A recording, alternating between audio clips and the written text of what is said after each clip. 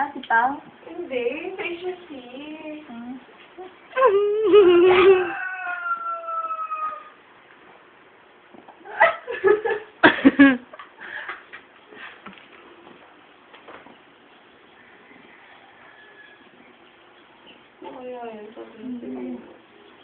Hindi, gusto yung hawakan niya. Ano?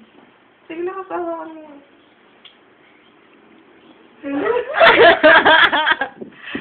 Hindi mo nakuha. Pero sarap na ka na.